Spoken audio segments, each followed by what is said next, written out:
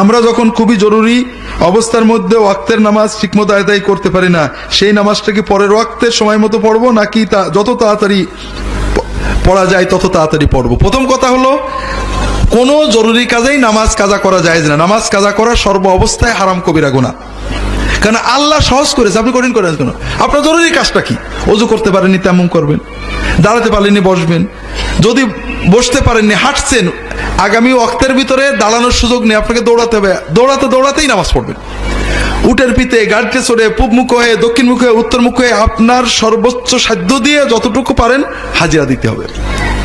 আপনি অজু করতে পারেননি, গাড়ির ভিতরে বসে আছেন, গাড়ি ইচ্ছা ছিল যে স্টপে না, ওক্ত কাজা হয়ে যাচ্ছে, আপনি গাড়ির গায়ে হাত দিয়ে তায়াম্মুম করে কেবলার দিকে যদি পারেন দাঁড়িয়ে ইশারায় নামাজ পড়ে নেবেন। কোনো ওজরে, আল্লাহ কোরআন কারিমে বলেছেন, তোমরা যদি লড়াইয়ের ময়দানে থাকো, যুদ্ধ হয়, যুদ্ধ অবস্থায় হাঁটতে হাঁটতে হলেও, উটের পিঠে চড়ে হলেও নামাজ পড়ে নেবে। এই জন্য কোনো শরীয়তে এমন কোনো ওজর নেই যে আপনি ইচ্ছা করে নামাজ কাজা করেন। আল্লাহ তো সহজ করে দিয়েছেন।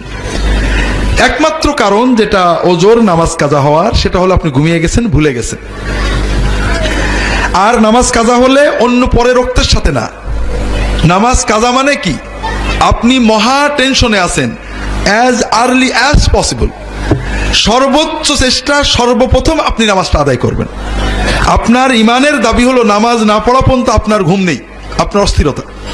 কাজে সর্বপ্রথম আপনি সুযোগ পেলেই নামাজটা আদায় করে নেবেন।